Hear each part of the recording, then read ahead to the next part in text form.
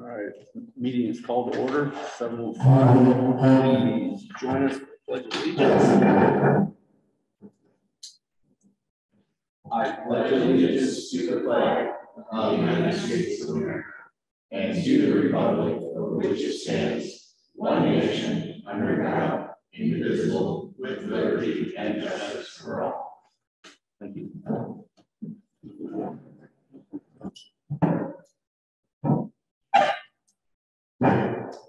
All right, so we have the approval of the agenda and minutes of the previous meetings.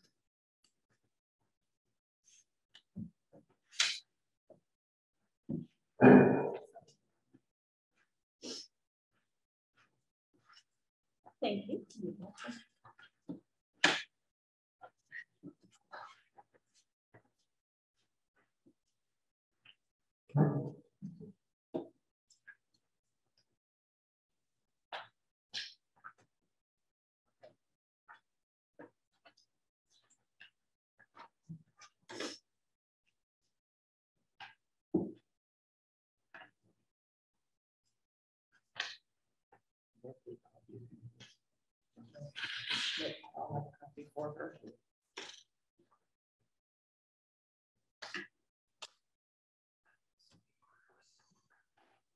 I can't remember if we discussed this last meeting.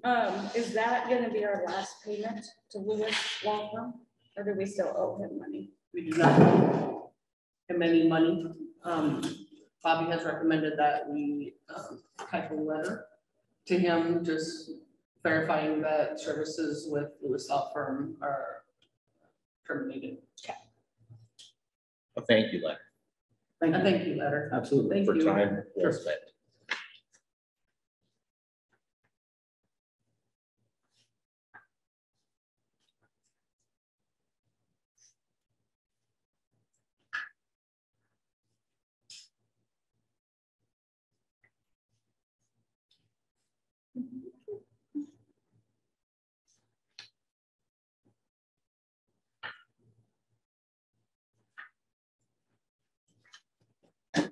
Move to approve. Second. All in favor for approval of previous agenda and minutes, say aye. Aye. All opposed? Ayes have it.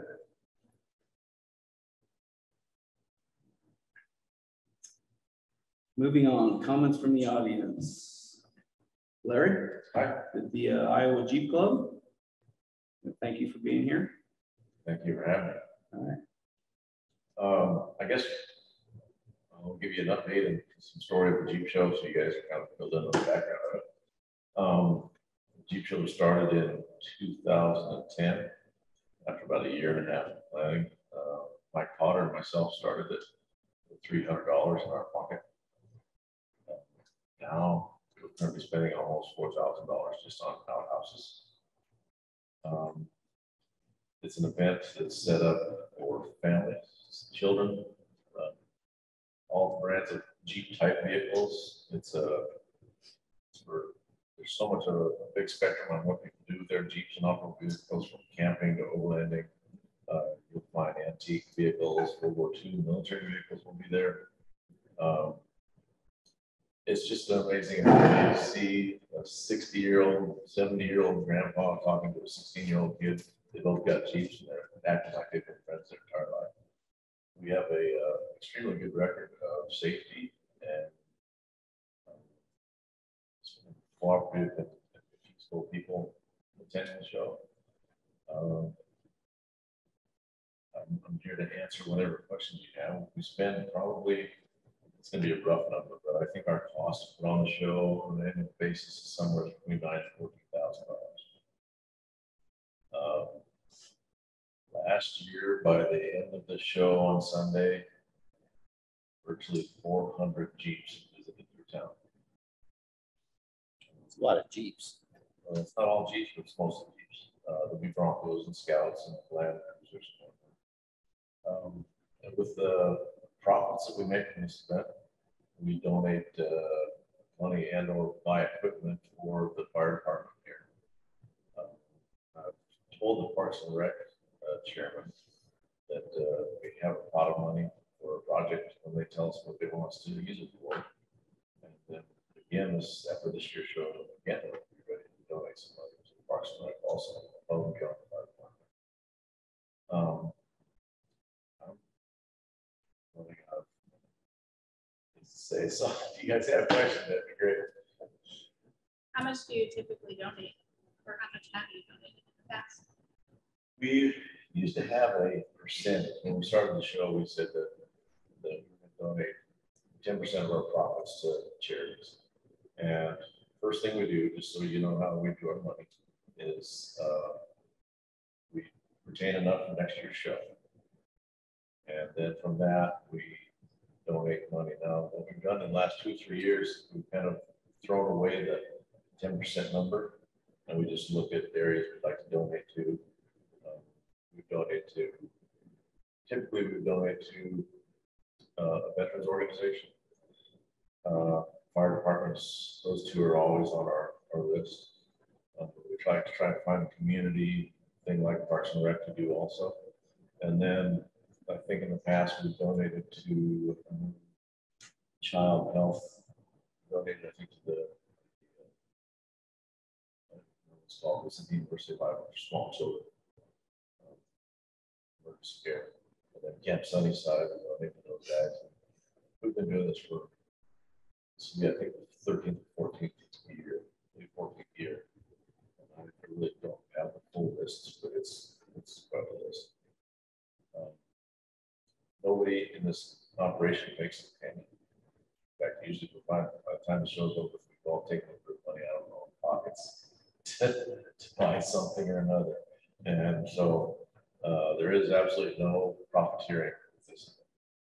So money goes purely to the charities that we're doing, or just to keep the show going again for the next year. Does that answer your question? Yeah. Since you host this every year, and it sounds very successful, what would you like to see out of Cambridge to help make it more successful? Is there anything that you think the city of Cambridge could do that would help boost more people or make you do more events, every year? That's a twofold question, in my opinion. One thing that we would like to, we renovated, and one thing that worked well for us there is that we could show the community how much commerce we brought to town. 400 Jeeps buy a lot of fuel, groceries, and whatnot. Cambridge is a little bit struggling for commerce, as you know. The first year we came to Cambridge, we talked to the guy who owned the bar and restaurant there, and he got permission to close off Main Street. He hired a band, and the unfortunate thing of that is that I don't know that he broke me even on that event, because that same exact day was ISU with Hawkeyes. And even though I stood at the front gate of every single vehicle that left that show, I said, come uptown. And I think a lot of them will watch the movie. Another thing that we've attempted in the past to do something for the community is have a drive-in movie down at campgrounds. And there's an individual that has a big inflatable drive-in movie screen. And they make these things as big as any drive-in you've ever seen. I don't know how big is this.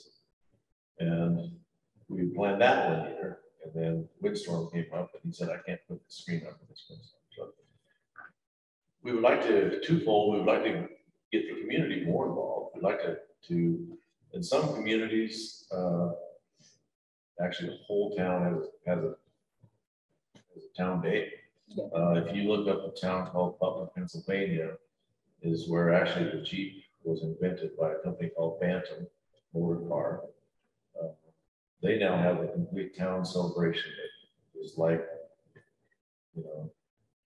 big thing. And they have to actually limit how many Jeeps they have. I think they have to cut their Jeeps off like something like 800. The town just clogged up.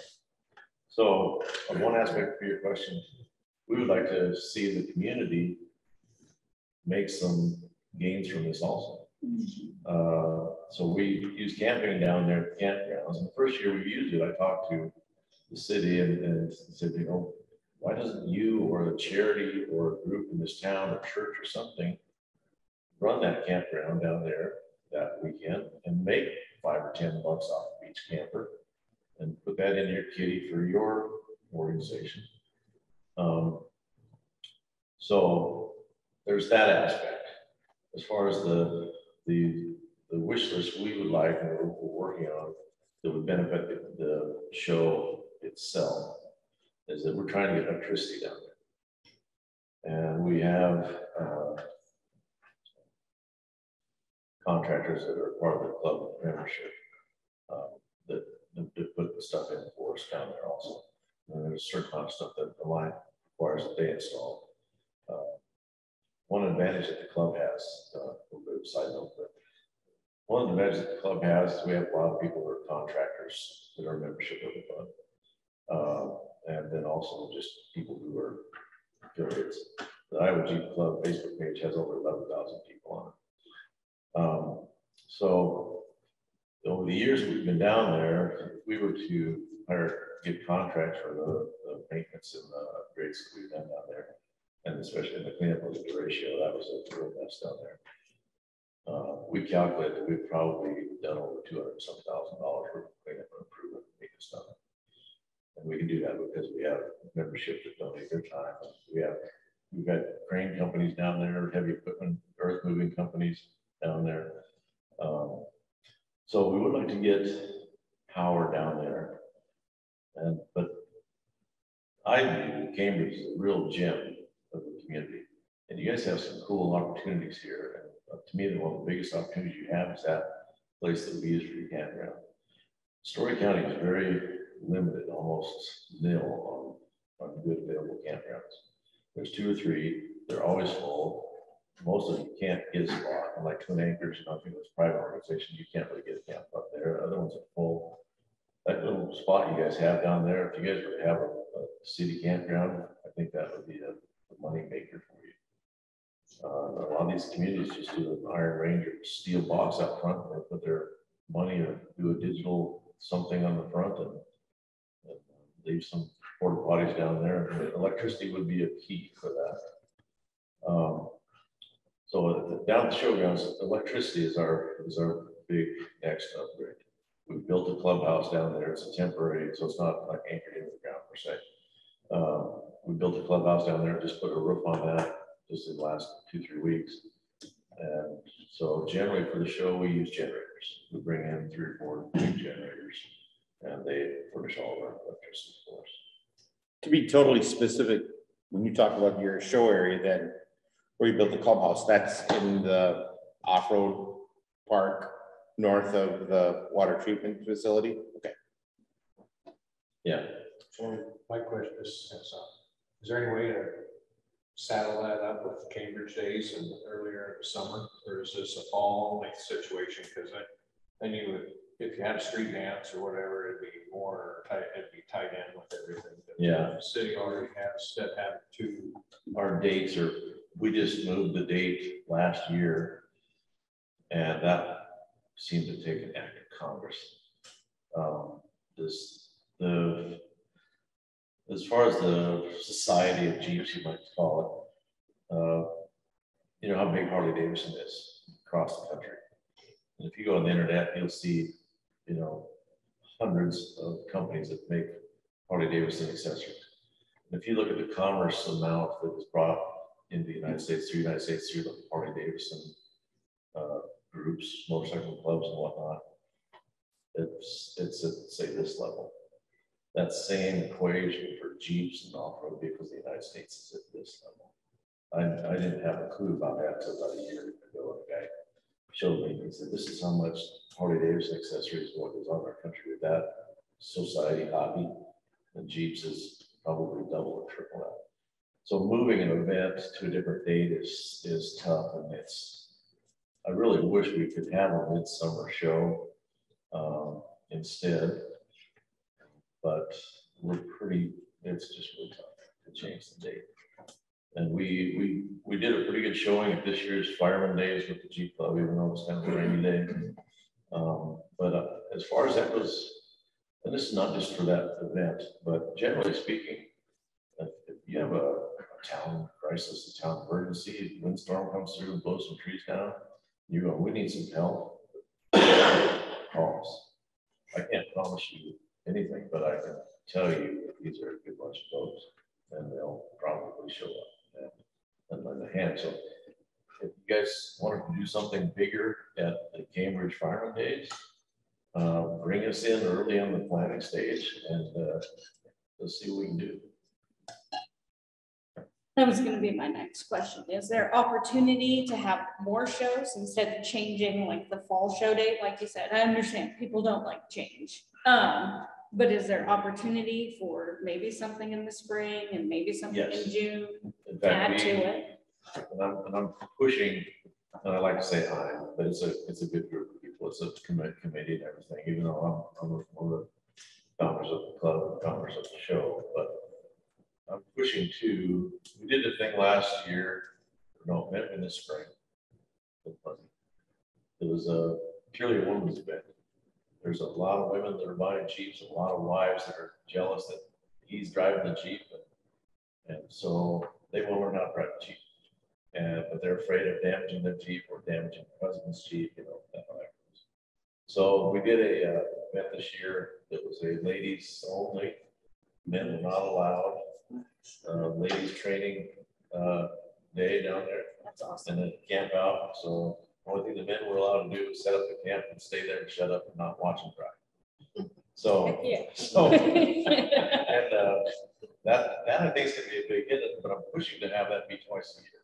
So like a spring one, and there's a lot of opportunities and a lot of good ideas. It all boils down to volunteers, and all of you guys are volunteering right now, and you know the 80-20 rule. 20% of the people do 80% of the work. And so we would like to, I believe, do that women's training thing twice a year. And I've always pushed for a wintertime, late wintertime, first aid and rescue training, which we could involve fire department in and your ambulance care people. Myself and many Jeep people will go out to Colorado and you'll see a Jeep on the edge of the 14,000. And things happen. Dangerous things. So everybody needs to have training on their first aid, rescue training, that kind of stuff. And that's just pretty much. And there's technical knowledge and skills within our organization to train that stuff. So that would be a start. We thought about doing a Halloween Jeep Creek down there, and basically put some scary stuff up in the woods and tell the town that their kids can come down there and we can give them rides through the scary woods or whatever. Remember when we used to do that? Yes. That was a hoot. So there's lots of things that we can do. It just is a matter of getting it going and getting enough volunteers. Because it's a lot of work. This show, I guarantee you the volunteers for this event, I won't see them 3 or 4 weeks after the show. They will be crashed out, just needing some rest. So how many campers do you usually have? Well, let's see. It's been getting more every year. I'd like to think that we had 20, 25 campers set up down there last year. And one improvement that we're going to make from last year, and I'm open to criticism because we always take criticism. We had one camper, 2 campers actually, they were camped together off to their side, and they had 2 mini bikes, and they were riding their mini bike down there till the wee hours. And the next morning, about 5 or 6 Jeep campers down there were in my face, going, "You need to do something about this motorbike." So I wasn't there when it was going on. Right? We've done something then. So we are setting out some campground rules. In fact, the signage is getting printed tomorrow. So we're going to follow the noise ordinance, be real strict about that. And no fireworks down there, dogs on a leash, and clean up after yourself. Basically, the idea.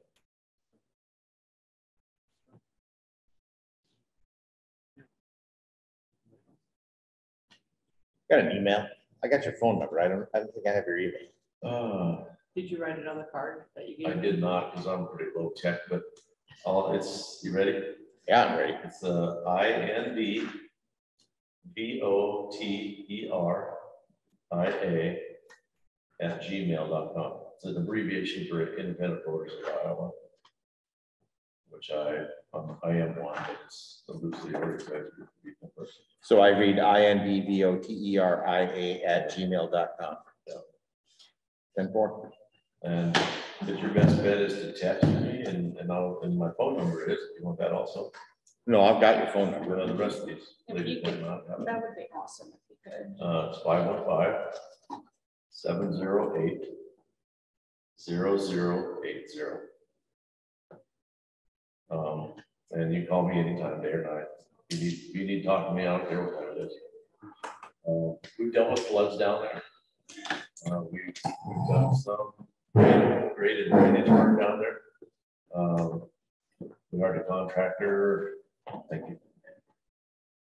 We had a contractor come down and do some grade work to help the water travel. Not so bad. The mosquitoes were a difficulty like that. So we've done that, and then when Derecho come through, we spent 2 weeks cutting timbers and dead bands and widowmakers and stuff. But if you guys have something that happens in this town, you say, we need some help, you need to give us a call. That's one thing that the city of Nevada never, ever took advantage of. And they really should have, so. I have a question. Go ahead, Barb.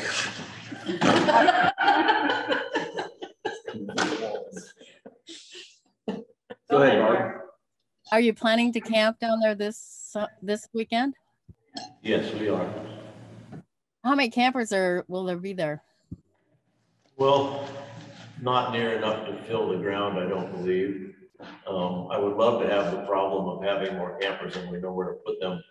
But I think, and I talked to the mayor about that the other day, that the utility equipment down there that is there is not going to be a problem at all. Most all the camping happens at the south end, and the utility equipment is just there, right there on the front of the north end. Yeah, that's what I was worried about. But Yeah. you be fine. We have already stocked the campground with firewood, cut firewood, and some cut firewood. One of the unique things that happens at the show is we have a World War II reenactment group that has military vehicles down there from earlier years, some World War II, some Vietnam, Korea. They have a display and a discussion about historical stuff. And if you ever desire to shoot a 50 caliber machine gun, stop down. We'll probably have a chance for that. Okay. Just so you know, I was waiting for, oh my God, but. Oh no, we're all like, woohoo. It's of course, we don't get to shoot real projectiles out of the gun. They take that gun and they convert it over to an oxyacetylene action. So it shoots just like a 50 caliber, but there's no bullets that come out the other end of it. As far as law enforcement goes, you are welcome to check with the Nevada Police Department and your current police department on our behavior and how well things are run. I think they will give us an A+. We've never had an issue. What? We've never had an issue. Oh, you're with the police? Yeah. Yeah. Ask him. Yeah, we've never had an issue. Everything's been very good. And we'd like to have you guys come down again. Yeah, I'd encourage the officers to stop in there, and I've been given rides from there. Had a good time. The Jeep owner too. So. Yep. Yeah, those are just my concerns where we talked about the other day, the speed limit on the road back and forth from campground to park. Yep. Gotta keep that maintained under control, noise, and then just not messing with any of the utility stuff that's already down there. Yeah. Other than that, have a good time, safe time. The utility stuff that's already down there, I think there is electricity in the announcer booth. Yeah. I think it's 110, I'm not sure, but as far as the road goes, that brings up the question. We discussed talking to police department about, what was the sheriff, about a speed No. blinking sign down there. About bringing over your little mobile sign, if it's not being used, maybe post it out there, let it sit out there. Is it your little radar machine? Yeah. That trailer. And then is there any signage of the city would have that would say like slow or 10 mile an hour?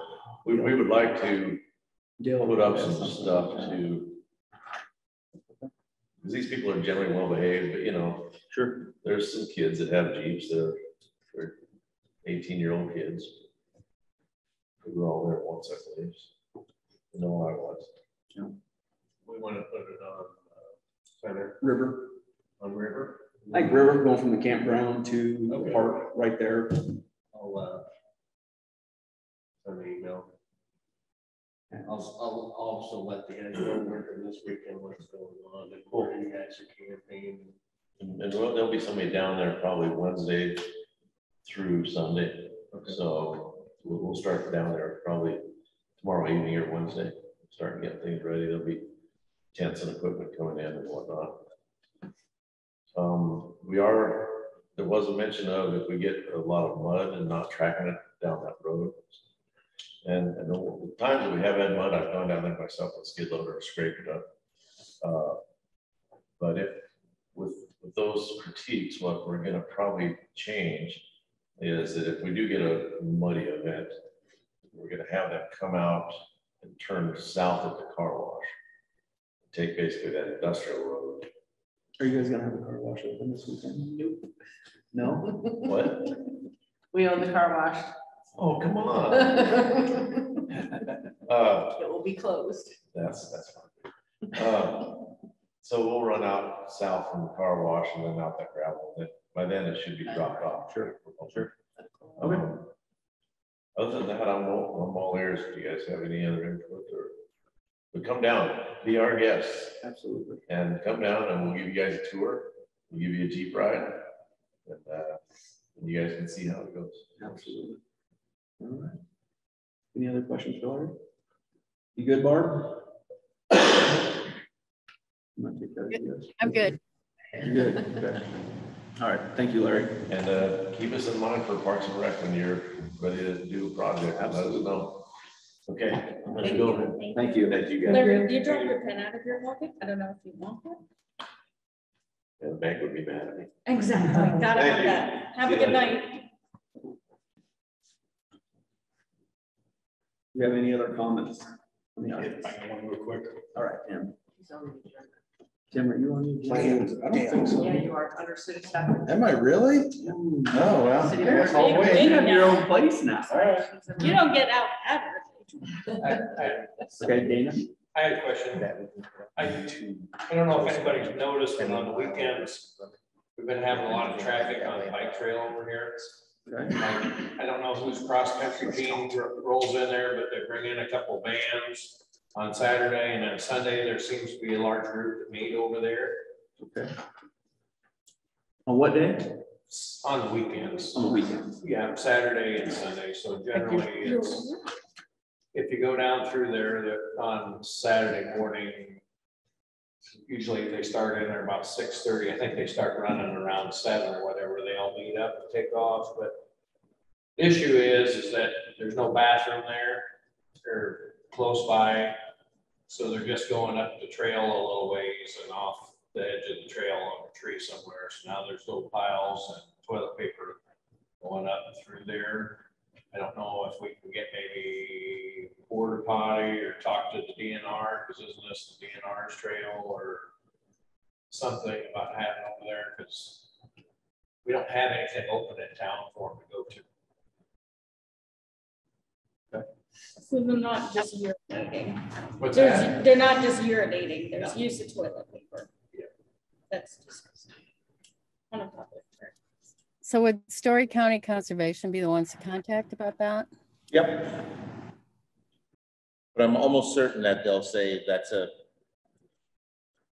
some sort of agreement between the county, the Heart of Iowa Trail people, and then the communities that it runs through.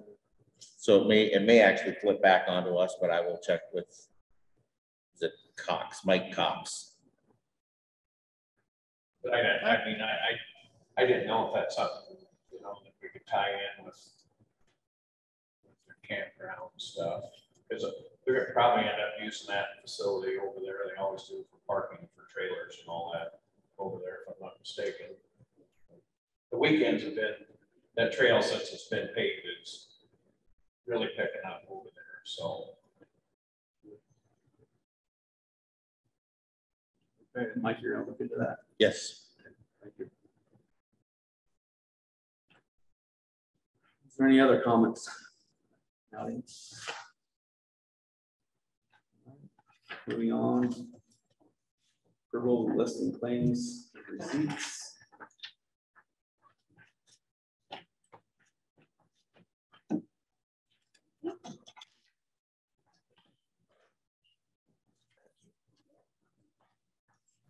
I did have a question on the claims.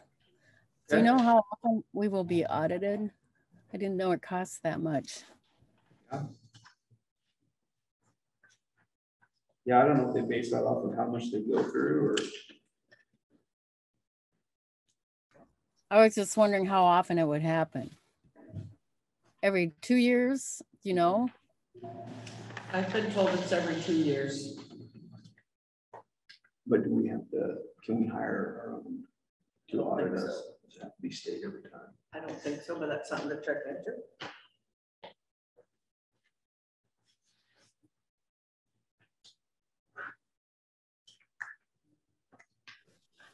It's just so we know, so we budget for it.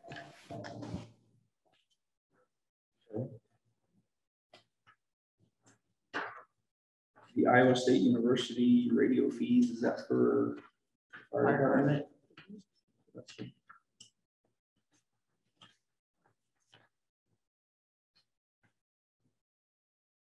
Yeah, and my only thing is to reiterate, I'd like us to start looking at getting away from stamped utility bills, not from everybody, but to spend almost $700 a month just to send out a bill when I could get emailed it. Shouldn't be that much. $691. Should be. You No, only have what? $691. Where are you looking at? 600. US Postal Service. That's gonna be for providing the free postage envelopes, and there's 500, that's 2 boxes of 500. So anytime we send out letters, every time we send our checks for all of our claims, so that those are already postage paid, so we don't have to go buy stamps. Those will probably last 2 years. There's 500 in a box. And Okay, so this we should not see again for, no, you won't see that for quite some time. okay. So we're gonna have, that'll be 1,000, that's for 1,000 postage paid envelopes, that including the envelope also. Savings on what, 300 houses in town? That 50 cents a piece, but you're sending postcards, so less than $150. Right.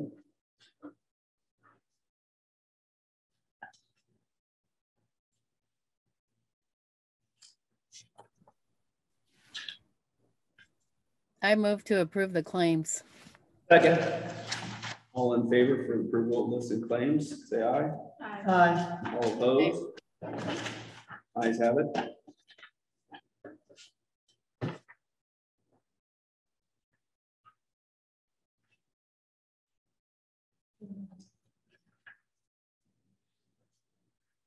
I have some. Reports. Here's the revenue report.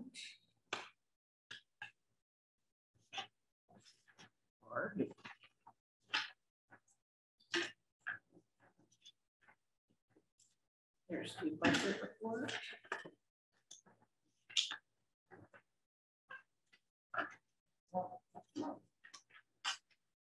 Most of the treasurer's report is complete.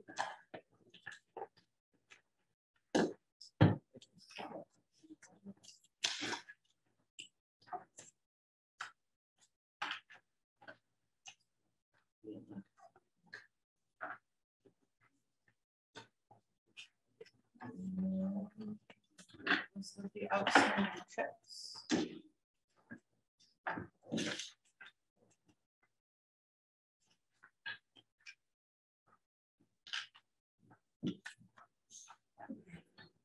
And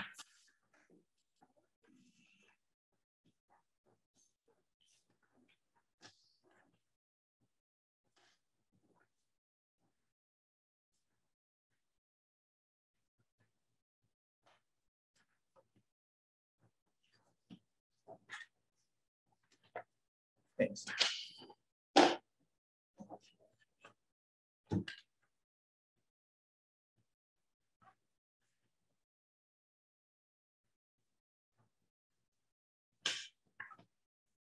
You got a correspondence. If you do that, then we'll go on to. Pass those out. Yeah, just pass that around. There wasn't a whole lot this month, so. We'll start writing. Through the correspondence, if there's anything you want to look at. We'll move on to reports from standing committees, water. Okay, so wait, utility billing late fees. So there was I guess there's a little issue with the water bills not being paid for several years by many, I don't know, 50 people, 50 plus, 50 people. Probably close, yeah, pretty close to that, correct. So the way the penalty on that is 5% of whatever their bill is right then, which could be, you know, most bills are $100 to $140. So $5 to $6 for a late fee. And we don't know if people are just going a couple, 2-3 months and then just paying it once and throwing $15 or whatever onto it and sending it in, but been way too much of that going on. If we keep on top of it now, that probably wouldn't be a problem, but we also we called a couple other towns to see what they were charging. Huxley charges $10 for a late fee and Maxwell charges $20. And it gets people's attention, get them to pay by the 15th for their water bill. So that's something we could, maybe I recommend putting to a work session and discuss some fees. Look that over, look into it a little bit more. Something that changing the ordinance. So on the water bill, I know a lot of times you don't get it till the 10th and it's due on the 15th. right, we're changing that. We're changing it. Only 1 month in with the new clerk. So yes, it needs to be out by the needs to be out by the first of the month. It needs to be out by. The last 2 months, they've been mailed the first week of each month. So what happens if they continuously not pay their bill? Like at what point do we do something more than charge them late? That's been going on for the last 3 weeks. That's why some of these reports aren't ready today, because the last 2 weeks, notices have been sent for disconnect, and disconnects have happened. We have several residents that are now caught up on their bill. Yeah, a lot of them got caught up. We have some that are still disconnected. So that's what we're working on now. We checked into today. There are some assistance programs out there that I think some of the residents weren't aware of.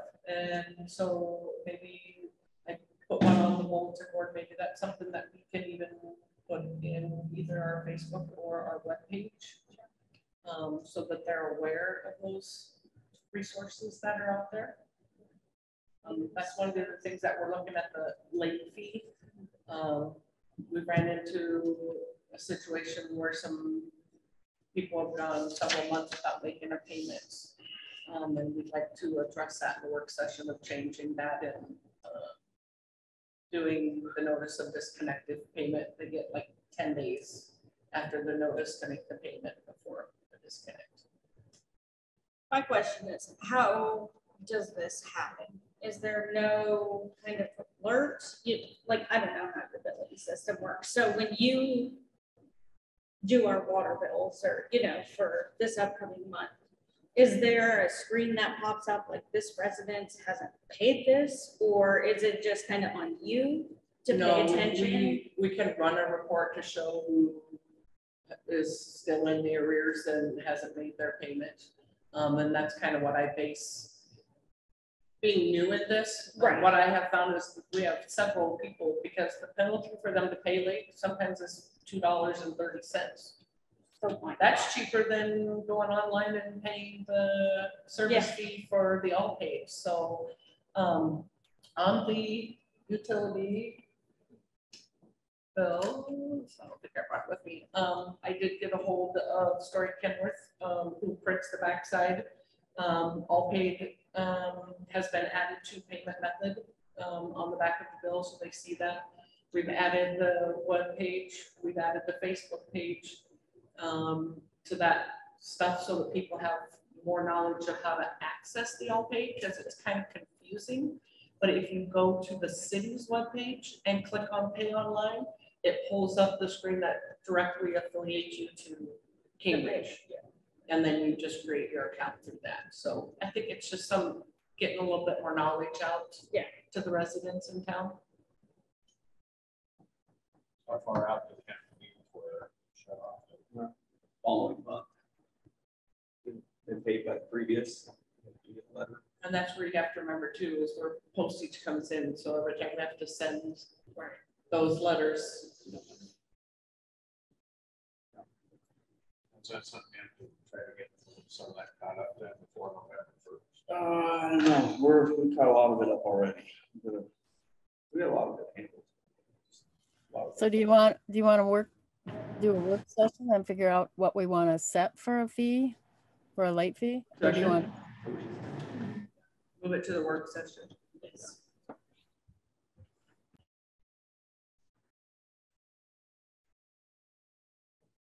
Okay, is there any further discussion on utility billing? Moving on, wastewater and drinking water treatment assistance program. That what we had for So there was an Iowa Finance Authority, an application for wastewater and drinking water treatment financial assistance. And we were going to see it's due by October 28th. If a council member would be interested in pursuing. Is this something to work with Dale or? Well, this is to get assistance for what we would need help with. I can do that. I'll work with Dale. Replacing the filters. Which filter? Big filter. You heard anything on that, Dale? Never heard anything. So Deb mentioned something about it. I'm not sure where all the bathroom curtain and stuff is that you guys have Oh, been. that's down at the lagoon. There's two different. The water filters up here. Down there. But yeah, I haven't heard a thing. Last I knew was the insurance was only going to cover 10. Well, insurance is only going to cover a portion of it. So So this is for the wastewater and the drinking water treatment. Okay. So it's both. So this would be applicable maybe that for would apply to what the insurance doesn't cover, maybe to apply for that.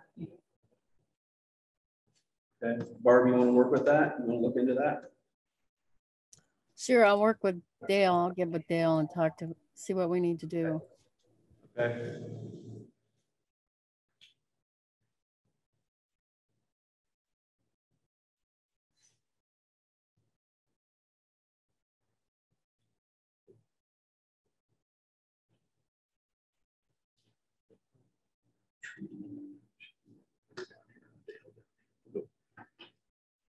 We'll go further down with you, Dale. We'll get to you in the old business, the water treatment project. If you got anything to report.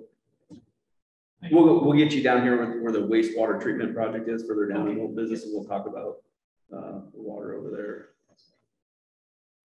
I got roads and I got the truck route.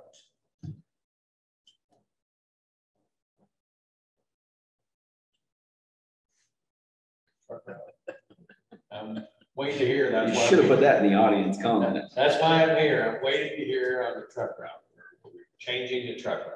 Yeah, I mean, there's been no discussion of it yet. No one's really brought it to any attention about it. But, I mean, We can put that over to a work session too and discuss.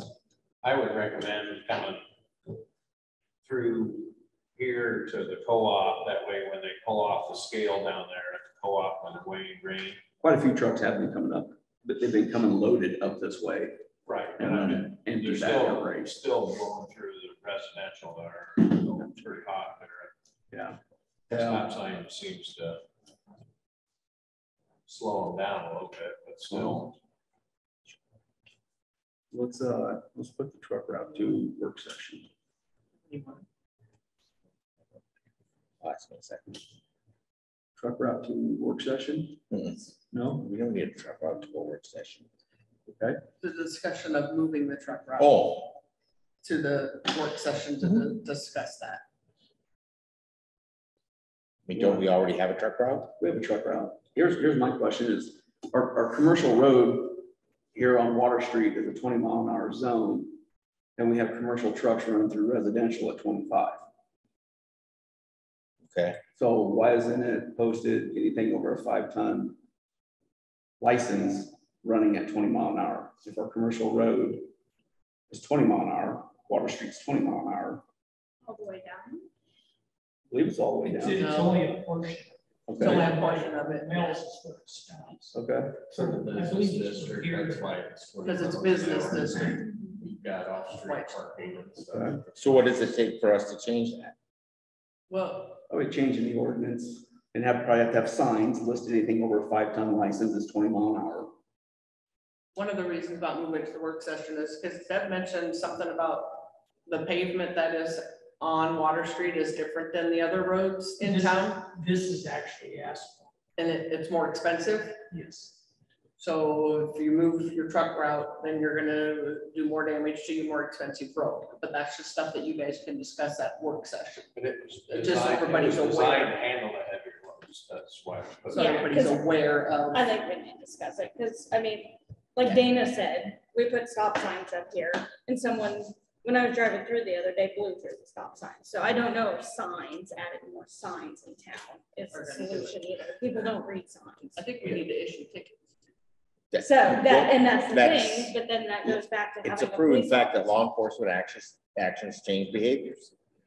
A sign isn't a consequence. A sign is something polite. It's like me telling you, don't eat your food with your mouth open, right? But what am I gonna do if you keep doing it? You have to remember, sign is, got the, people have to self-manage themselves and obey the signs.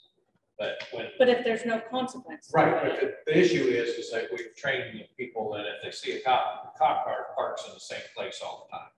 The cop car needs to move somewhere so it's not so conspicuous, to write some tickets, to get them to understand that I don't know if the guy's there, so I need to stop so I make sure I don't get a ticket. Because I mean, literally every afternoon I watch cars don't even slow down at that stop sign coming from the south, and turn right up Race Street, just like they always have before. But when the cop sits there, they stop. But I'm just saying, they need to go over there, go up Vine Street, sit on the corner up there, because you can still watch it, and then come down and pick them up, or pull them over when they go up Race from, shoot across from Vine there. Because trust me, if I had a ticket book, I could write 100 tickets every day coming through that stop sign. I had that happen. I had to stop Work in session. front of my house. I watched people rent it all day long. I see. There's not a real good place to park, unless we're parking on the right of way off Vine Street. We're parking in the middle of the road, and we've got to get close enough so we can see the sign and see where the cars are stopping. Some they stop farther back, we've got, pull forward. I'm not gonna write somebody a ticket if they stop far enough back and I didn't see them. And they go through the stop sign. Right. Right. Joe, I I'm have just a saying. question for you, because I think it's very fair. Police can't be everywhere all the time, and you hope that people follow the signs. Yeah. But I saw like West Des Moines on the interstate has those like cameras, you know, if you're going over the speed limit. Is there grant programs for that Story County? I mean, it sounds like Huxley's getting stretched thin, you know, with. You're talking about the speed cameras? Yeah. You know. Is there just any kind of grant program or something like think that that would have to Story be- County could look at? But those are civil tickets, they don't really. But still, I mean, you get a ticket at your door, you're gonna slow down hopefully the next time. There's It's better company- than There's no companies out there consequence. that'll bring that equipment in and then do a share with you a percentage of they'll charge you a percentage when tickets get written. How's the north end been doing? I've seen you guys set up there a couple times. Pretty good. You know, they stop when they see me. You know, I mean, they, you know, when I sit on the end of Ray Street here. Yep. My purpose house, fastest I had was 30. So. Okay. And that I try to sit there, I try to tell the guys to come over, you know, in the morning time, traffic, afternoon traffic. And then evening traffic, you got people that work shifts and stuff like that, so there's certain specific times that people come in and out of town.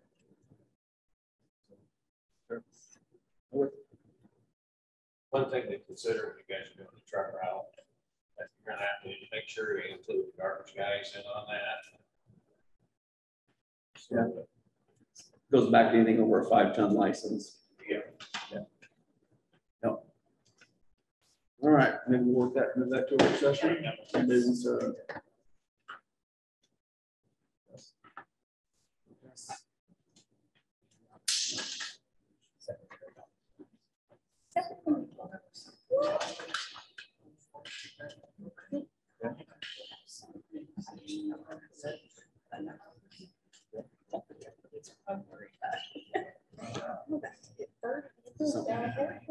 read about it. I still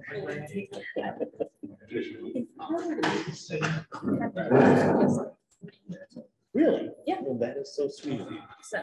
Where's she going? Susan's over grab a paper. Oh. She's She's done with us. We're not done. Probably ready. Her first meeting. Can we keep like, going without her? I will hold off for a minute. Okay. She's got it right on the edge of her table. She just gotta grab it. And then she can talk about it for. I haven't been to the cemetery in the daylight lately. Are things looking good? No, they're not. What do we need to do? You need to see it on it again. Does he? Are you okay pulling him aside and saying, hey, Jackson, get with the program?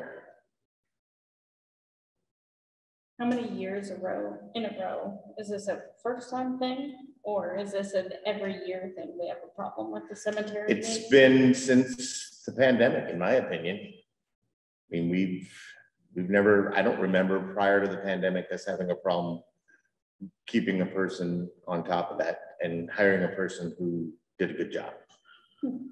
And part of that, in that time period, you guys were doing it, which was a monumental pain in the backside. Would you agree? Yeah, we had Dan. And he did a good He job. did a wonderful job. Yep. Donnie did. Yep. They kept on it. There was another guy, I can't remember his name. Then the pandemic hit, and ever since it's just like everybody else who's got a grunt labor job. We can't keep paraprofessionals hired in our building. Can't, it's impossible. Anymore. I wish, yeah, I agree. I think that's America's problem at this point. 3-day work weeks. Absolutely not. Absolutely, yes. I respectfully disagree with you, Mr. Mayor. 4 hours. a That's the day. way it's gonna go, though. Try to get everybody decent. Honestly, 3-day work, we can get rid of change my workload. I would still have Oh, to yeah. 90 hours a Just week. another That's still program working the that same. had an opportunity. It would just be. Well, expensive. we think that we're, so we will put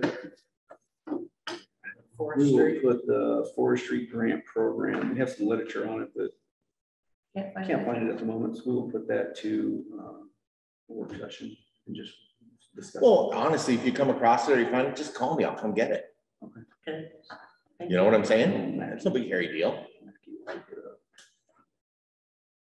Because I've got the school ear right now listening to, I mean, they'll go in with us. We can get trees. You want me to go ahead with Cemetery Park Library? Yes, please. All right, cemetery, apparently our dude has not been taking care of business too terribly well. But Dale's gonna go ahead and give him a gut check. Library stuff, just met with the library crew. Things are going incredibly well. Their programming, she is phenomenal. The one thing that I wanted to share with you guys is, I mean, she's very fiscally conservative, so there's been some pressure from communities around us. They meet as librarians, and they're transitioning to a program called Hoopla, which price-wise is big money. And that she felt a little pressure to do that, so she brought it to the board, and she stuck with the system that we have in place. So we've got a fiscally conservative set of leadership there, and that's something that we can be really proud of. Parks. Receive more input with regards to the formation or the use of a dog park. A fitness circuit with walking and running connection from school to J Cora. The mayor and I spoke about the campground. Larry and I have spoken about the campground. I've got some pretty serious guidance, so I've created a little list here, checking out the number of cubic yards of fill to raise the grade sufficiently to prevent that area from becoming a flood risk. Costs and plans for bringing in power for campsites, creating a secure atmosphere for campers if they choose to leave those campers there for an extended period, people not going in there and mucking with them. And then in thinking about raising the grade, that would create a depth for that ditch along the railroad track, which would require riprap on our side, because it's already riprap on the railroad side, unless we wanted to keep always filling. I think to protect the fill investment, you'd have to riprap that.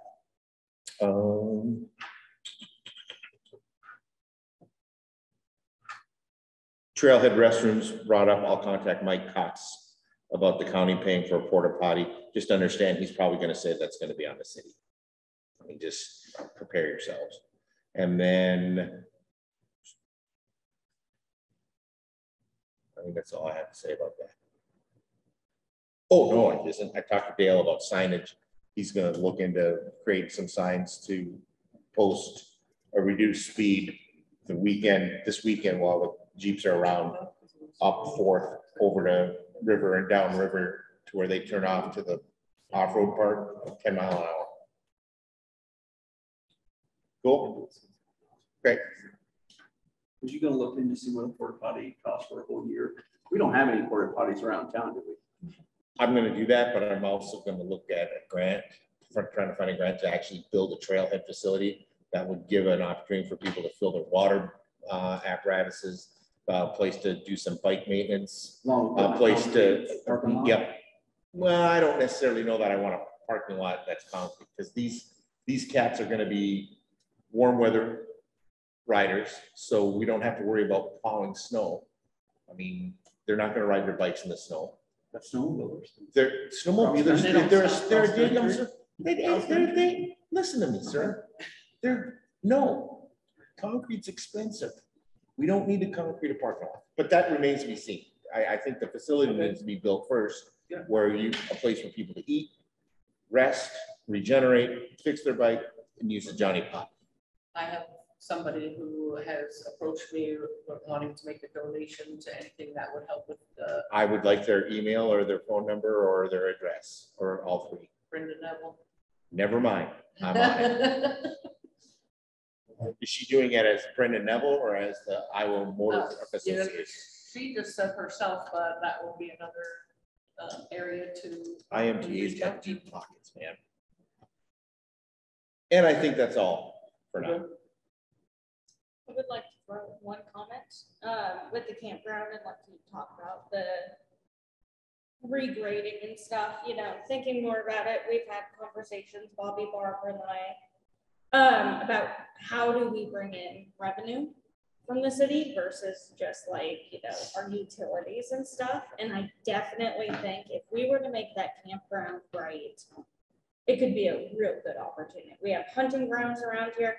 I know tons of people from Ames that hunt right around here. And, you know, we have the kayak. So I am all for Skunk River accesses within spitting distance. So if we got electricity, I mean, we're centrally located between Ames and Ankeny, you've got Nevada, the outdoors. And so I really think our focus should be on making that campground right. Has anyone, I mean, and this is completely off the rockers with regards to my purvey, but has anybody spoken? The country store here, I mean, an amenity that would keep revenue here in town instead of them running over to Come and Go on the interstate or zippity-doo-dah-dan over to Casey's south. I mean, that's one thing. That's Larry an enormous brought up, amount of revenue. You know, and I saw the pending sign came down, so did that fall through, you know? And are they, did it sell to that doctor? So if it did it, I do think that may be something, and it's already sunk how much money into this building across the street, you know, that the city, because we have. Lesson learned, we're not doing that anymore. We have a gem, we have gems all around Cambridge, but now we need to give them a reason to continue to be here. Doesn't this building already have a restroom in it? Could this be a? Well, it could be, but it's not convenient. I mean, if you're looking for somebody to use Johnny Pot and you're gonna tell them to come all the way down here and they're all the way up there, they're gonna go into the woods.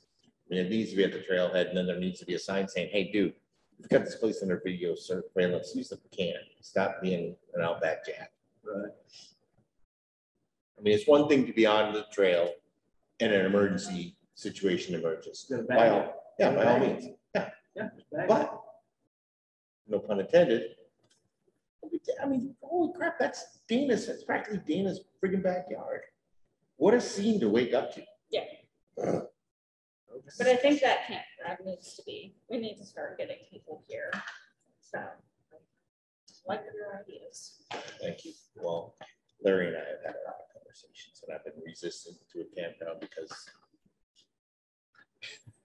I mean, it brings its problems. it does. But when, especially if you start thinking winter, if, like you said, winter storage and stuff, if you charge cheaper amounts, I think there's opportunity if it's done right. So land's there.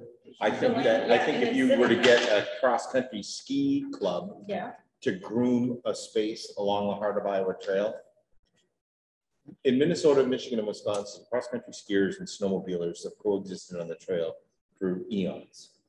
There's no reason why it couldn't happen here. And the thing of it is you're going to get a lot more cross-country skiers using that trail than snowmobilers because they don't need as much snow to get their mojo going.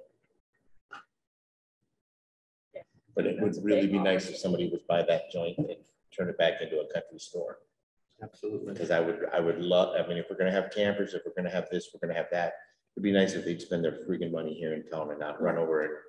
Nothing against Huxley, but if you're gonna be here, but spend still, your money I here. mean, Fairway's closed on Sundays and stuff. So then they're either going further out than just our two local communities. So. Absolutely. Okay. Who do we need to talk to about who might have bought that place? I would call the realtor. Who is the Chris realtor? Betts. Who? Chris Betts from Remax. I think our number's on the side. His number? His? Sorry. Chris Betts. Yep. Thank you. That's all I got, sir. That's all I have, sir. Sorry. Thank you. Any other for just you, just Mike? All right, moving on. Finances, economic development, credit card. I'm over it. Isn't that a movie? So the person with Ankeny, she's been fantastic to work with. We applied for the card. But then one of the stipulations that came back was that we had to spend $1 million a year on the card. And I said, well, that's not gonna happen because we're a town of 800 people. So she got with some other Iowa bankers and they actually, which I don't know why we didn't find this 6 months ago, found a program for the University of Iowa called the University of Iowa Card Consortium. And it's for governments our side or our size that don't have enough spending to actually justify a government card. So kind of that back, we're going to be part of one program. We can get as many cards. And then depending how this whole group spends money, we do get rebates every year. So we have applied for that. So What's timeline on that? Turning back. she said hopefully by early next week.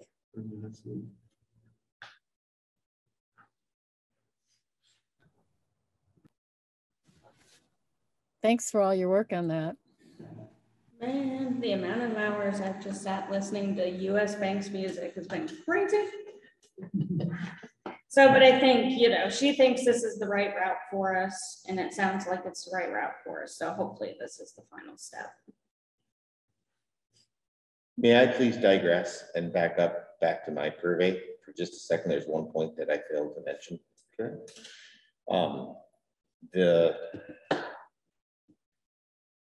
The old white farmhouse next to the red shed. Who owns that? Maywall, the Maywall property. Has there been any more talk about museum park? Not gonna happen. It's not gonna happen. Not gonna happen. Okay, you're pretty convinced on that. Did that fall through? Joyce made it pretty clear to me that it's not gonna happen. So Joyce it sounds like the people on that side of the fence don't have their poop in a group. Say that again. Yeah. Okay.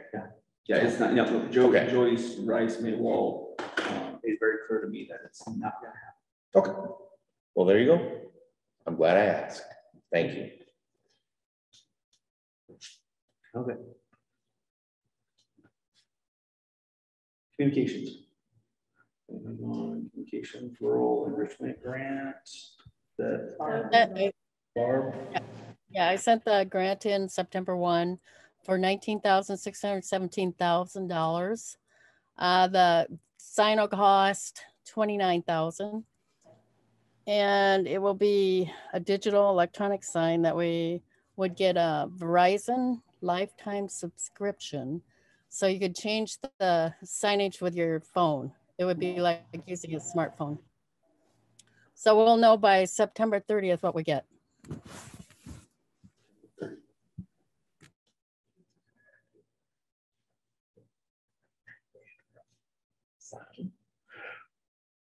They're crazy expensive.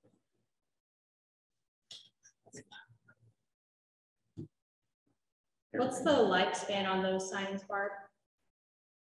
Like the warranty with it, Or like how long are they expected to last before they? I don't know. I'll ask Stuart Signs is who I was working with. I don't know how long. Barb, It would have. these. What else, you know, who they make them for? I mean, this isn't just an ordinary, you know, cheap LED sign. No, they make it for several cities. And I asked him for a list of Iowa cities that he's made that they produced them for. So I'll get that and send it to everyone. Okay. But they're pretty nice signs. I'll send everybody I think I sent the signed picture to Bobby and the city email, but I didn't send it to anybody else. But they are really expensive. But in the end, we would probably pay $7,500 because we do have another grant for $2,500 going towards that signage. So hopefully it'll only cost us $7,500. Well, and one thing through my job, I've learned we just replaced our scoreboard that was 22 years old. And yeah, you couldn't read it. So you go to a sports facility and don't know what the score is. But the new signs, you know, you pay a little bit more, but their components are different and light bulbs are different. So if the light bulb goes out, you can just change the light bulb. So it makes their life expectancy so much longer versus where. Say what? I think so, actually. Yeah. So it just makes it easier than signs now to replace components of it instead of having to replace the entire thing. So I'd assume it's the same with the outdoor signs. And we don't have to go with this sign company. I just needed somebody to give me a complete bid that I could put in the grant, and they were very responsive. So that makes them look really good. That's worth $1 million nowadays to get a response from somebody.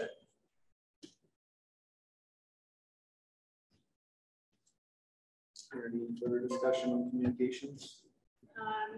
Meeting recordings and work session recordings will be on YouTube within 24 hours ideally after the meeting.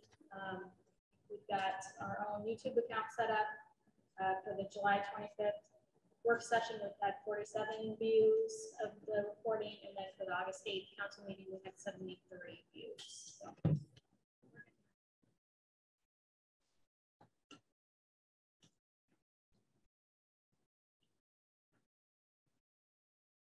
Any more discussion on communications? We'll move on to old business. Wastewater treatment plant. Yeah, the stream study, final report. So Yeah, it's done. done. In his words, everything. Okay.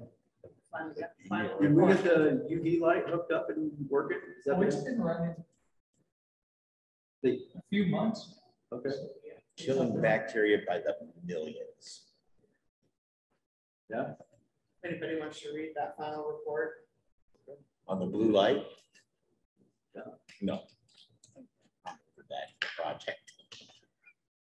Then we got the baffle curtain repair and replacement. They're still on in the hold. air right now. Okay. Did they give us a time like before it gets cold or? Yeah, I don't even know if anything's even been decided.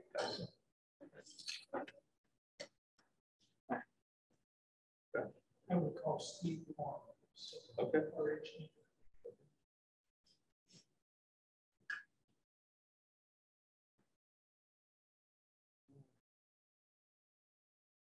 Let's do the Cambridge Opera House project update. It's coming along. I mean, there's a lot that's been done last couple of weeks. The upstairs, 2 apartments in the old part of the building. The floors are beautiful up there. I mean, they redid the wood floors. Beautiful. The existing one. The existing ones, yes. They're very. Did that save us money? I'm just asking. I mean, I could care less. I think it was in the bid to Was it? redo them. Yeah. Yeah. But they do look very. Does it seem to you like since the beginning of summer to now, the reasonability with regards to them getting some done? So a lot of Has that's picked up. been, they bidded jobs last year for beginning of May, kind of like when schools were out. And they had that window that they had to get stuff done in. Mhm. And so, yeah, there's been a couple of weeks where there's been nobody there. Okay. I talked to Lance about it. They had other obligations. I mean, ours is one too, but schools, they only have a short window Yeah, oh to yeah. finish that in. So a lot of subcontractors did the same thing. Did the schools, and now they're coming back. Yeah, he knows it's costing him money now. And pretty soon the heat will be turned on, and we will be sending him that bill too. So he knows it will be costing him even more. Aware of that. So he's not making any money either. Do we need to put in our work session for 2 weeks from now, a discussion about seriously contacting an outside agency to try to sell the property? Do we want to be in the business of being a landlord? That wasn't the point. That wasn't the point of being a landlord. But the point was to sell it, take the profits and move it over into another building program. Yep, it's always been the plan, but there's also, Can't really get anybody about listening it, tell them to get the project a little more done to know when the final date is gonna be. It's still hard to pin it down on the final date. I mean, it's 1 week there's a full crew, next week there's nobody. what's this change order? So there was 2 change orders from King Construction. And to pay requests. So one of them was, that the contract sum increased, and the other one was that the sum decreased. Yep. Because some changes they had to do, so those are the two change orders. Some of it was the door hardware. Yep. We didn't spend all of the door hardware, so some of that came back and we put it towards other changes. There was a door hardware allowance of 25,000, and we only spent 17,800. Are we required any council action on any of those pay requests or change orders? I can't really remember. Approve them. We do? Yeah, these are the pay requests. Do we need to discuss them, or are they pretty straightforward and you have to do it? Yeah. Okay, It's in the contract. but we need to do each of them individually, so I move to approve change order number 3 for an increase of $6,629. Second. Number 3 at the bottom of the first page. For the increase. No, Taylor second. All in favor for change order number 3, increase of $6,629.65, say aye. Aye. All opposed? Ayes have it. Motion to approve change order number 4. Second.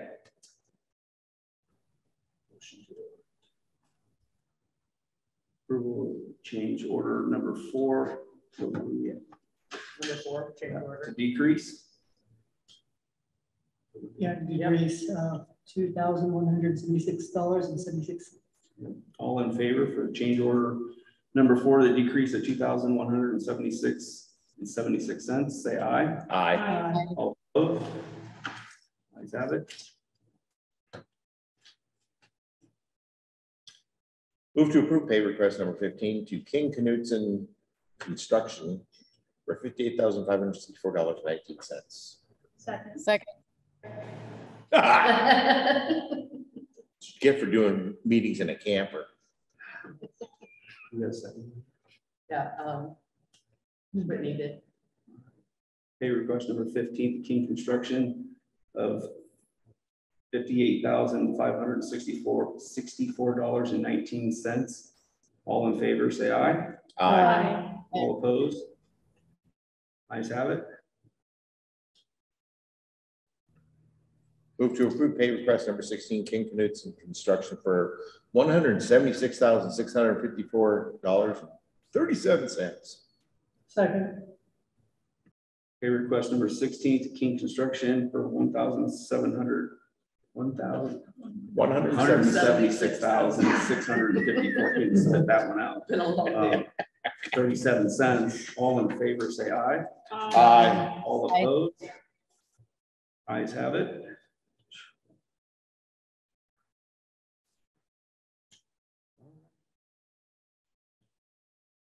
We'll move on to city code update, state building code. And was that just to have that? That's just still that we're waiting for the attorney to get us code updates. So we're still waiting on the attorney templates on and that stuff. one. So there's been no update to that, really? No, Bobby and I talked the other day, it's probably about time this week after meeting and stuff to reach out to the attorney and see where we're at on that. Right now, all of them. So can we back up a second? I just want to make sure that for the Cambridge Opera House, we're drawing down some of those grant monies. I don't know how that works, so. So there is still, almost 300,000 of that left to be paid. So yeah, we need to figure out how we can start. Because we've got 180,000 for the upstairs and 100,000 for the downstairs.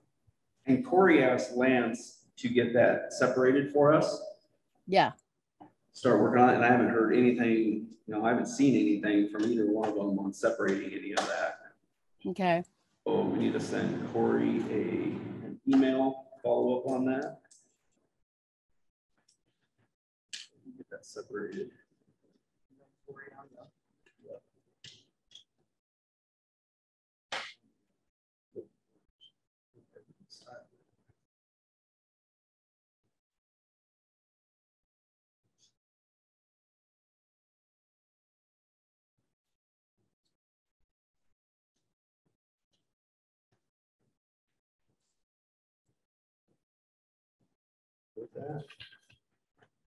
That moves us to American Rescue Plan Act, Story County application, the storm sewer project.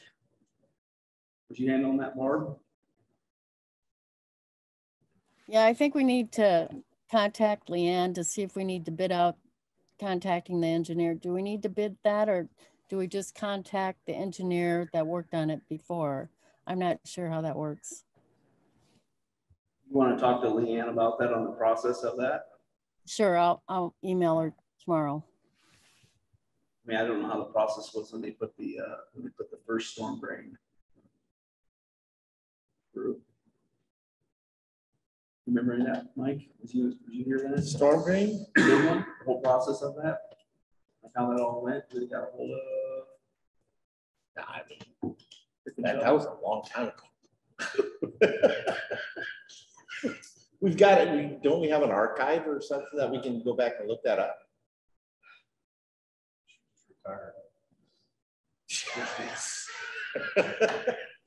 I'll just ask.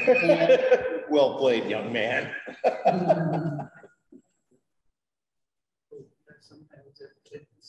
Or so much value of it, then you have to have someone bid. It'd be put up for bid. I think there's almost, I mean, you can't go wrong if you just assume you've got to open it up to a public. Yeah. It doesn't hurt to get more bids. You actually end up saving some money. You do it right. Responsible to reach out to find bids for that. For the sewer? Did you say you were gonna do that, Barb? Yeah, I was gonna contact Leanne and Yeah. you're talking about just the engineer. You have to bid out the project, whoever would build it, or. I think But with something like that, that is Cimarron and Corey or whoever it was the Fox? engineering firm. Fox. Yeah, Fox Fox. Engineering. So do we have? For doing the bids or collecting Oh, the do bids? we have to? The question is, do we have to have an engineer bid on it? I mean, or can we just contact Fox? Probably just contact Fox and ask them. Okay. to Okay. Yeah. I don't recall bidding the engineering services. I think that's Just call somebody. Yeah. Well, I think we've got a pretty healthy relationship with Fox Engineering. Plus, they already know the way our system is set up. Dale, you got a name at Fox? Anybody that we normally work with? Steve Van Dyke. Steve Van Dyke. Thank you. Dick's little brother, he's a really funny guy. Okay. So Barb, you're undertaking that also? Yep, I'll call Steve. Okay, thank you. All right, moves us to city staffing. City boards and commissions. Ready? Let's do it, Tim. All right. All right, This is thank you for being patient. Oh, wow. I already handed you out a piece of paper that kind of has our objective. We've met 3 times now. A lot of this is right out of the state code for our responsibilities, but also Iowa State Extension Service provided a great outline of what we're supposed to be doing. So it's primarily, we recommend you approve, of course. The big one is, in my mind, it's a comprehensive plan. So it's something we need to be putting together on a somewhat regular basis. And I don't know how that's 10 years or 5 years. Hopefully it's not 5. But then also, if there's any new subdivision that comes along, we'll start it and then you guys will approve it, of course. And then the capital improvement plan. So those are kind of the big ones. And in my mind, from what I can gather from reading and looking at other cities of similar size, it's all about water, sewer, and roads. So when we talk capital improvement, yeah, it'd be great if we can get some other projects to come through, but those are the big ones. And the one I see a lot of them talk about is like inventory systems or databases of the roads, but also of the water and the sewer. So we have an idea that we don't get surprised of oh my gosh, I didn't know that was good, you know, those kinds of things. So if we can break it down into pieces and then have some kind of a schedule, A systemic schedule of yeah, yes, exactly. when things need to be improved, when things need to be replaced. Yes. So at least we'll have some idea or vision instead of just saying, hey, Dale, what do you want to do next? You know, Would that be which is something? fine, but you know, Would that be something then that you would bring to us and we would consider during our budget workshops? So we start looking, okay, fiscal year 2023, we're looking at doing something like this so that not only do the plans and vision match, then also the budgetary considerations with regards to having the funds available to take care of it. Is that kind of? I think so. It's Okay. the boring stuff, water, sewer. There's nothing boring about that, People especially that- when you don't pay You attention to consider it. it boring until you need People it. won't move your town for them, but they won't move away if you don't. Absolutely. Those are the Kano quality model. But then there's some other things, you know, special projects and so on and so forth. But basically, it all comes down to, all right, what are you going to do? Maps.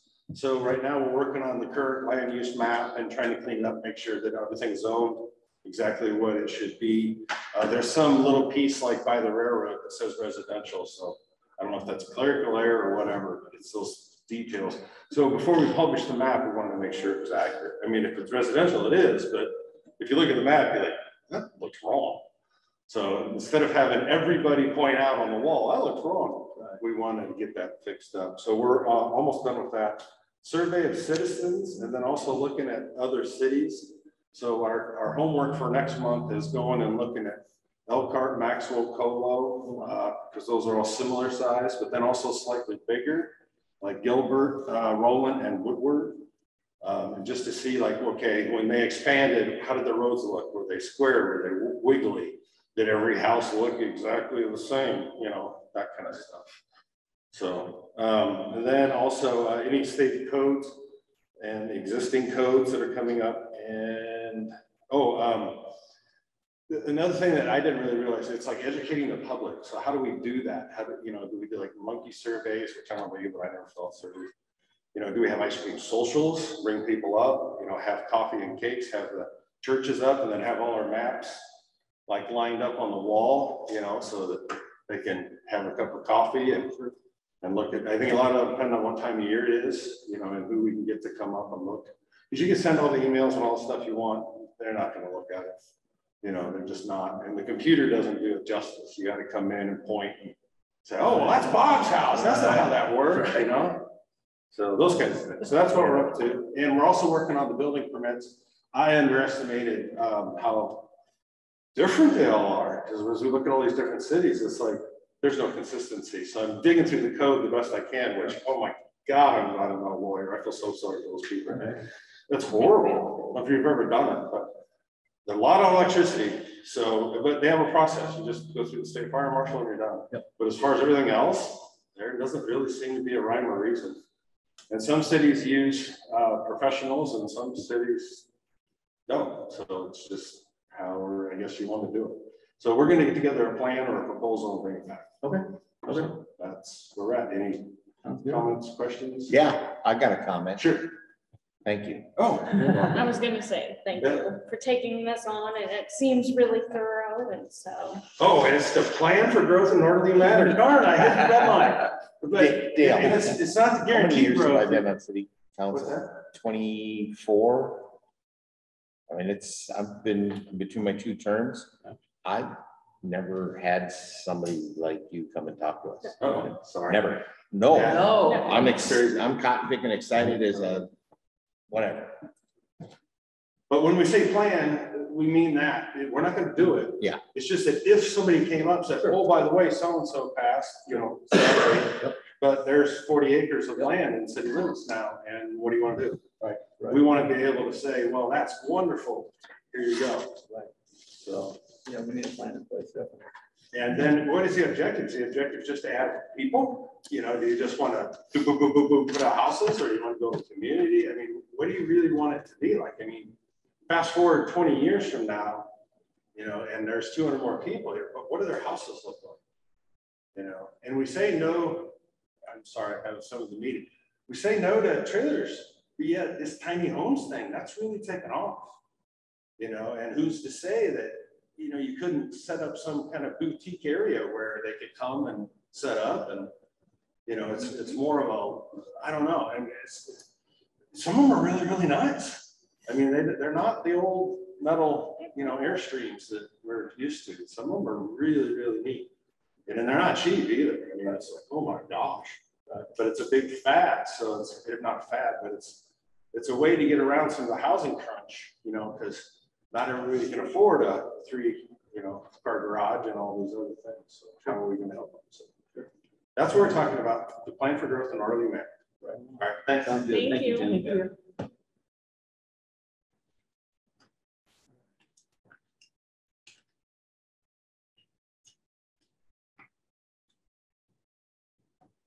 That pretty much covers it. Inspections and building permits, do that also. Pretty much covered.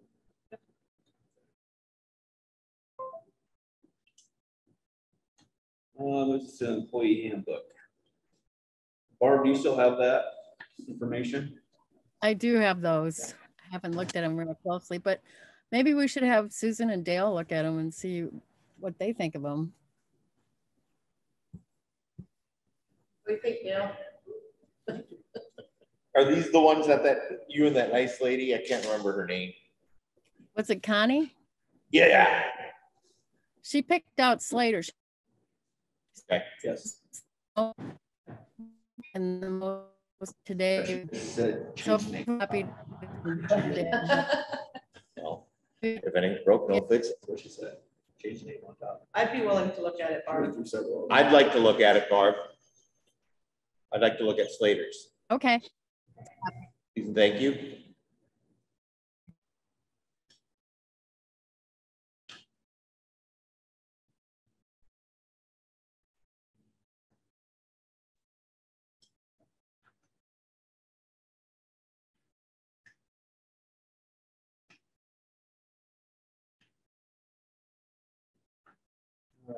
Moves us to the state auditor's final report. Good, wasn't it? Yep, We talked we about got- that last time. Everything was answered of the questions that they had, and we're just still waiting on the official final report to come in. Everything that they requested has been answered. That's the pay, then it's the final. Maybe that's See what that it check is. in That's clear? how that works. Yeah, but you want a good report, send me a check.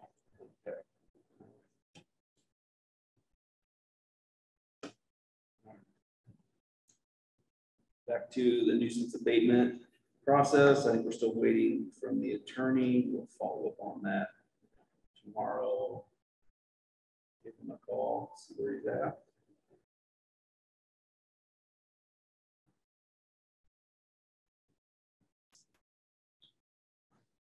Moving on to new business, community center rental fees. The churches and the vendor fair have been using this facility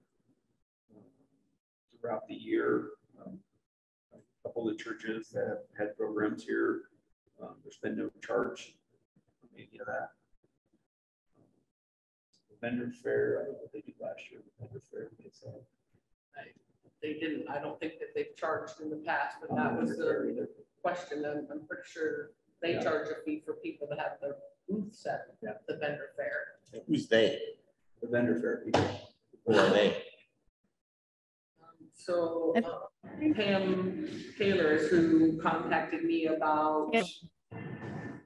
Go ahead, Barb.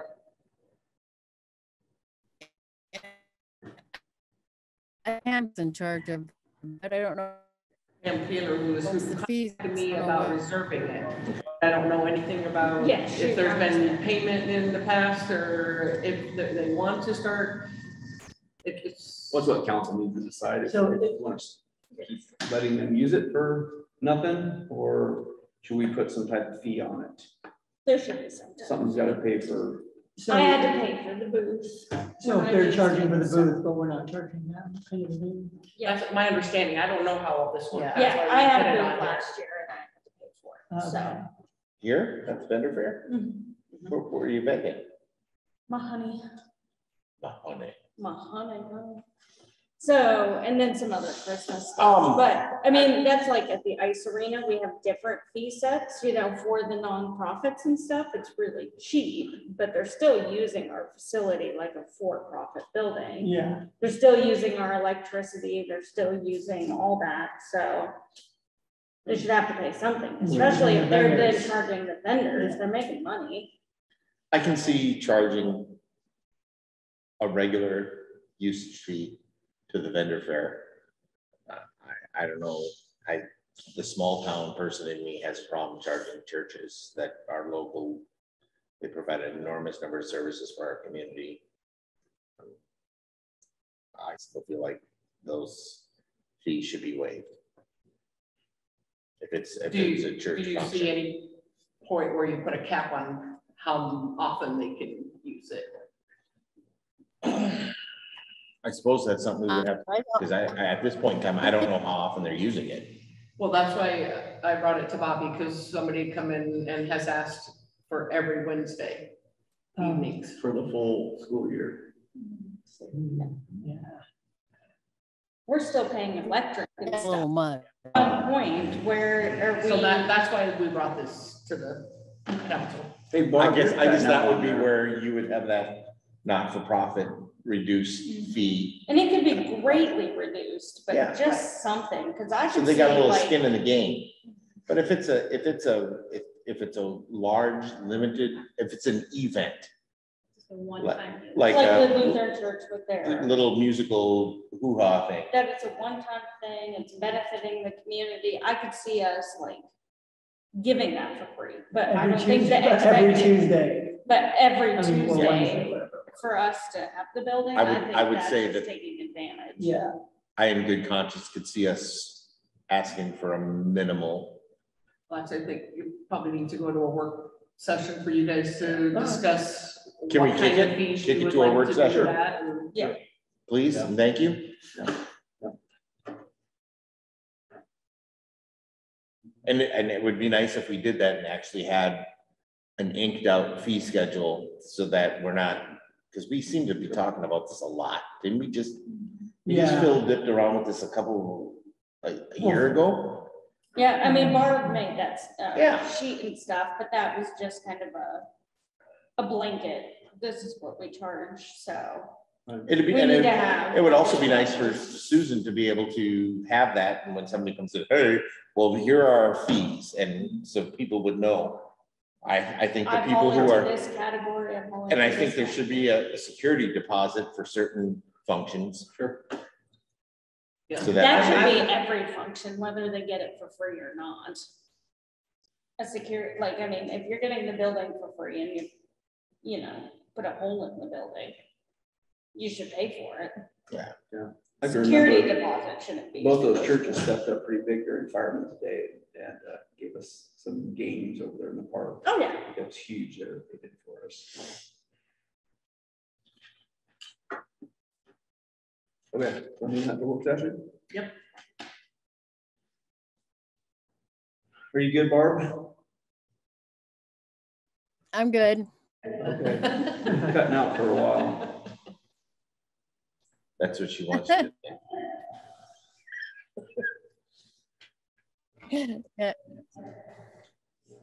Moving on to the annual fire chief payment. And this was supposed to have been done So he in would July. probably should have been paid back in January when council is paid. But what I have found is that, in the past, it was requested that the fire chief request his payment, and last year the payment request didn't come in until July or August, so he wasn't paid till September. So right now, what we're looking at is paying him and asking for approval to pay him now, and he's gonna need to be paid again in January. And I would like to get him on the same schedule as what council is on, of when you guys get your payment, so the chief doesn't have to request the payment. Why does he have to put a request to be paid?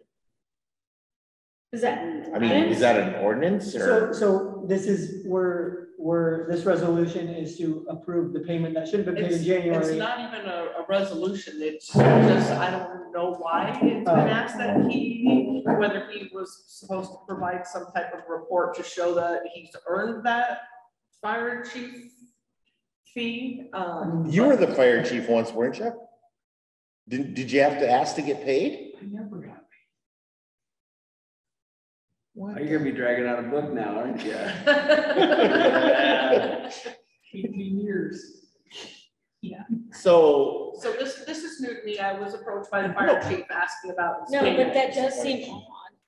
I think what happened when Scott was mayor, that's just the way he set it up. I think Scott asked that he provide some type of report of what he's done as fire chief, and then that was the request for his payment. Do we have a report from it? So but he's not do gonna we pay. know what he's, or like, what does the fire chief turn in? Like an hour sheet that I've worked this, or that I've just, I've been the fire chief for a year? My understanding right now is how the fire department in the city works is the fire department pays their people with the funds out of their own fire department funds throughout the year. And at the end of the year, then the chief turns in, or treasurer or secretary turns into the city what they have paid out to request the reimbursement back into their fire. Okay, so it's fund. not necessarily. Could we invite Matt to our work session and make it just, and sit, you know, Just sit in the other figure this room, out. so it's a little closer, a little more intimate, say, okay, look, Jack, you need to explain to us what the heck's going on. We need to rope this thing in so it's tight. And figure it out going Yeah, forward. yeah, I mean, but do it in a loving, brotherly, sisterly Right. manner, not something Yeah, where. I'm just trying to figure out. Yeah, well, yeah. exactly. How to coordinate all of this for his payment. And I'm only suggesting that we put it on a work session. It just seems like we're doing a lot of, well, we think that he does it. Let's get the guy in here and ask him. Okay. Doesn't that make sense? Yeah. and then get a system in place that, Yes. you know, you don't get the request. Well, and if payment he has some whenever you ownership in it, want. if he has some ownership in it, he's gonna be far more likely to buy into it and execute according to that timeline, which will make your job a crap ton easier.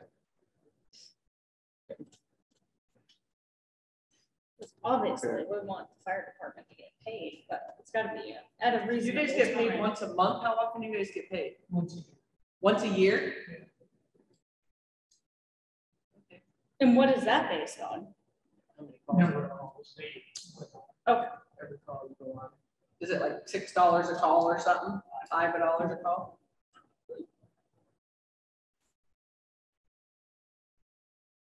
All right, is there any more discussion on the annual fire chief payment? But can you make a motion to approve his one payment? And then we can get with a meeting with him to, I'd like to at least see a breakdown and stuff. I don't wanna, he was supposed to be paid in January. but if you didn't turn it in January, how is that our fault? I don't know, because he wasn't paid till that time last year, so I don't know if there's been any communication. That's why I think we need to sit down, but Well, is the amount budgeted for? yes, And do we know how much that is? $1,500. And so you need a motion to go ahead and move forward. I move to approve the fire chief's payment of $1,500. But along with that, I would like to see him at our work session. Or discuss moving forward. Yeah. Procedure. Yeah. Second. Right on, brother. All in favor for the annual fire chief payment of $1,500, say aye. Aye. All opposed? Ayes have it. Thank you.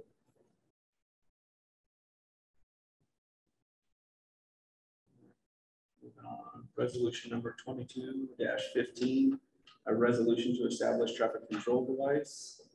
Please, That was, we had to make the resolution for the yield sign. The yield sign went up, but we didn't have a resolution for it yet, so that was just. I thought we put a stop sign there. Sycamore. Oh, Sycamore in first. Sycamore in first. move to approve resolution number 22-15. Second, All in favor for the resolution number 22-15 for the approval of the established traffic control devices, say aye. Aye. All opposed? Ayes have it.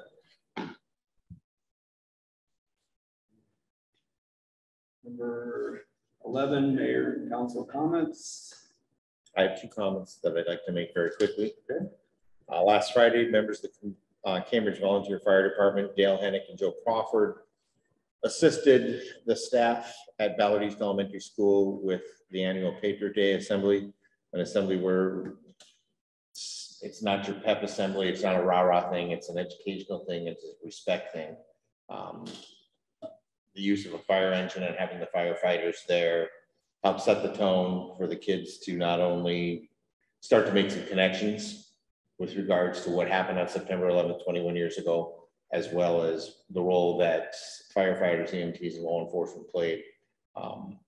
Joe and Dale are real humble dudes, but they represented Cambridge incredibly well. And it's good to see that kind of community representation at the schools and making that connection. So when you see Dale and Joe, tell them nice job, because it will embarrass them. Yes, he's shaking his head. And paybacks are a mother. They got me in all kinds of trouble with my boss because they hit. When he acknowledged them, they hit. I said, guys, you gotta come on here, I'm gonna get in trouble. And they hit even better. The second thing that I want to bring up is school's off to a great start, but please encourage community motorists who are our constituents to watch for kids. We've had a handful of near misses. I lived my life like I died yesterday, and I fear nothing on this planet. But if there was something I'm ever scared about, it's when I hear the emergency sirens go off and I know the kids aren't at school, and I'm wondering, please don't let it be one of the little people that got run over, because we've had that and it sucks. So please encourage Is there a motorists. particular place this is happening? All over town, but especially with the bus stop being at the Methodist church. Yep. And then it's a free for all. Yep. So it starts at the Methodist church, and you see that sound. We don't have too many kids who walk to school anymore.